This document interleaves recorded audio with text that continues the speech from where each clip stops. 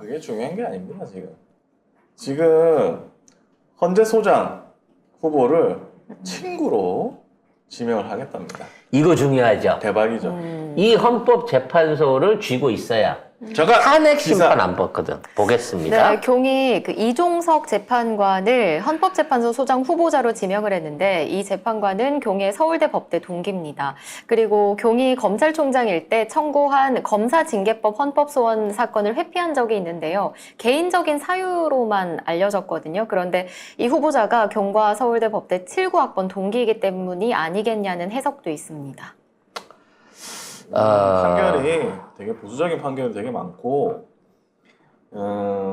근데 친구 아니면 사람이 없어? 동문 서울대 동문 그래서- 아니면 사람이 없어? 그래서 나는 모르는 사람이다. 우연히 도대체? 친구가 추천된 것뿐이다 라고 주장을 하겠죠. 대통령실에서는.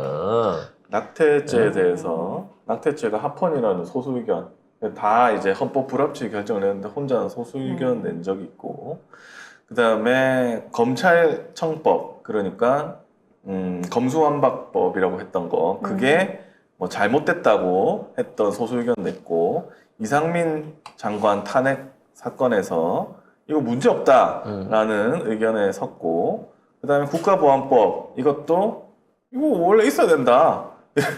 그렇게 하고 다 보수적인 시각으로 있던 사람이고, 이게 철저하게 그 보수 편향인 사람인 거고요. 공수처도 네. 안 된다고 했어요, 이 사람. 결과적으로 얘를 헌법재판소장에 앉히는 이유는 만에 하나 탄핵에 대한 일종의 이제 그 의회 발의가 일어났을 때 이걸 기각시키는 역할을 할 수 있는 확실한 파수꾼이기 때문이에요. 그러니까 지난번에 이제 그 박근혜 탄핵 같은 경우에도 그때는 헌법재판소를 믿었거든. 그래서 지네들은 탄핵이 안 될 줄 알고 있었고 마지막 순간까지 이렇게 믿었다고 하거든요. 안 된다고 알고 있어요. 그래서 마찬가지로 윤석열은 탄핵으로 진행 갈 수도 있지만 결국은 헌법재판소에서 이겨서 나는 돌아온다라고 하는 이거를 짜기 위해서, 이 플랜을 짜기 위해서 이 사람을 지금 무리하게 이 자리에 앉히려고 하는 거예요. 왜 무리하다는 얘기가 나오냐면 이 사람의 자녀 임기가 1년 조금 넘는 것밖에 안 되기 때문입니다. 1년 정도도 안 남은 걸로 알고요. 아무튼 뭐 내년 1년 내년 10월까지. 10월이니까 1년 정도 남은 거죠. 근데 이 1년이 남은 게 말하자면 강제 퇴임 규정이 없기 때문에 초유의 헌법재판소장 연임을 강행할 수도 있다는 거야. 그러니까 만일에 우리가 4월 총선에 이기고 탄핵에 대한 어떤 발의를 하고 이게 진행이 돼갖고 이게 이제 재판으로 이렇게 헌법재판소에 올라가게 된다고 하면 심의하고 뭐 하는데 시간이 걸릴 거 아니에요. 혹시 이제 10월 이후에라도 이게 미뤄질 수도 있잖아. 뭐 여러 가지 정치적 일정으로 인해 갖고 만일 그렇게 될 때에는 이 사람을 임의로 2년을 더 연장시켜버릴 초유의 임명 연장, 그러니까 임기 연장을 노리고 지금 올렸다라고 하는 얘기가 있다는 거예요. 왜냐면 지금 안 올리면 지금은 자기 힘이 발휘될 텐데 나중에 가서 이런 비판 여론이나 이런 것들이 더 심해지고 또는 뭐 대법원이나 이런 쪽에서 대법관들의 어떤 알력이라든지 추천이 이런 게 심해지게 되면 혹시라도 못 올릴까봐 지금 올릴 수 있을 때 미리 땅을 박아놓고 나중에 이거 임기 안에 이 탄핵 소추권이나 이렇게 영향이 안 된다고 치면 이 사람을 연기시키는 방법으로 가기 위해서 미리 알박기를 했다라고 하는 의혹이 있다는 것이죠. 아무튼 이 사람은 이제 임기가 1년 남았는데 헌재 소장이 되면 1년 정도는 이제 윤석열을 방어할 수 있겠죠. 근데 1년 안에 탄핵을 하면 안 되는 거지, 그렇게. 근데 문제는 국회 동의가 있어야 됩니다. 국회에서 안 해주면 돼요. 그래, 해주지 말고 미뤄요. 근데 불안한 거는 일부 민주당 내의 저쪽 사람들은 그나마 이 사람 좀 윤석열이 지명한 사람 중에 그나마 낫다라고 얘기는 하는데 그거를 그나마라고 하면 안 그건 되지. 지네들 의견인 거고요. 지금 이미 법원이 지금 윤석열 집단의 꼭두각시로 전락하고 있다라고 하는 전제하에서 이제부터라도 대법관 임명이라든지 대법원장 임명에 대해서 강경한 태도를 취할 필요가 있습니다. 법관이 없어서 공백이 일어난다, 뭐 판결이 안 된다. 지금 있는 상황에서 잘못된 판결을 내리느니 제대로 된 사람을 뽑아서 제대로 된 판결을 내릴 수 있는 시점까지 차라리 멈추는 게 나아요, 기능을 멈추는 게. 지금 하게 되면 쟤들 원하는 대로 다 해줘 버릴 건데? 낙태죄 합헌, 국가모독죄 합헌, 교원 정당 가입증 금지 합헌, 전두환 추징법 위헌, 공수처 설치 위헌, 대북 전단 금지법 위헌, 아동 음란물 소지로 처벌받은 자의 공무원 임용 제한 규정 위헌, 이런 판결을 내린 사람이 나 이 사람 머릿속을 들여다보고 싶어. 이상한 사람 같아. 그러니까 딱 저쪽에 입에 맞는 사람인 거예요. 그러니까 이런 놈이 저 자리에 대법관에 올라가지 못하게끔 진지게 처리가 됐어야 돼요. 이미 보장. 청문회 있었을 때 대법관 이게 왜 보수 원칙이야? 이 사람은 보수 원칙이 아니야.